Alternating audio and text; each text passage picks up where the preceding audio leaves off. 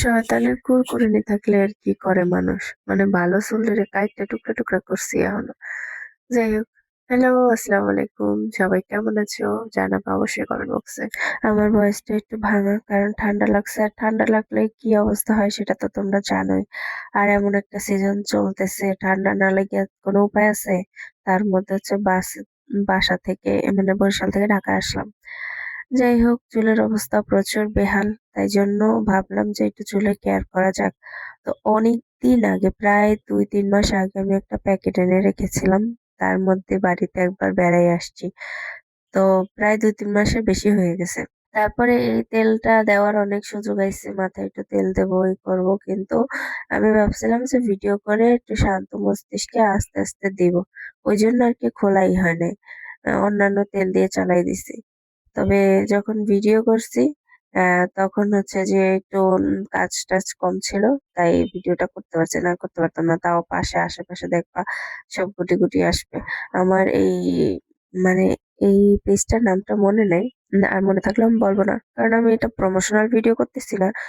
আর এমনিতে তারা আমাকে সবসময় কোনো অফার থাকলে নক দেয়। কারণ আমি ওখানে রেগুলার কাস্টমার।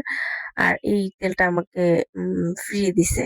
মানে অফার ছিল যেহেতু, আর আমি অনেকদিন ধরে এখান থেকে পারচেজ করি, সেজন্য আমাকে গিফট করেছে। Thank you so much. কিন্তু আমি পেজের নামটা আম বলেই দিই। ধুর, লুকাই লিখে আর কি হবে? ঘরোয়া পেজ থেকে আমি এই প্রোডাক্ট গুলা অর্ডার করেছিলাম। যাই হোক গাইস, তোমরা আমার কথা শুনে এরকম করো না, আমার একটু চাকর চাকর করার অভ্যাস আছে। ফাইজলামি করো না। যাই হোক, আমার এই ভিডিওটা কিন্তু অনেকদিন আগে, তখন আমার চুলগুলো অনেক সুন্দর ছিল গাইস। এখন চুলগুলো আমি কাইটা ফেলছি কোমর পর্যন্ত। কোনো ব্যাপার না, আবার যত্ন করবো, আবার চুল বড় হয়ে যাবে, তোমরা দোয়া করো। আর এখন আমার না কিছু মানুষের নিয়ে কিছু কথা বলতে চাওয়ার, কিন্তু আমার ভালোও লাগে না। কি যে এইসব পাবলিক, আমি বলি আপনাকে আপনাদের একটা বুদ্ধি দেই, এমন মানুষের সঙ্গ কখনো নেবেন না যেটা নেওয়ার পর আপনার মানে পরে পস্তাইতে হয়। যেমন একটা কথা আছে না, অন্যায় যে করে আর অন্যায় যে সয় দুজনই সমান অপরাধী।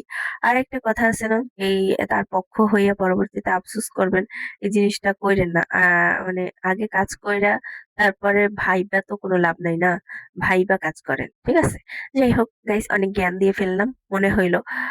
আমার ভিডিওটা তোমাদের কাছে কেমন লাগছে অবশ্যই জানাবা।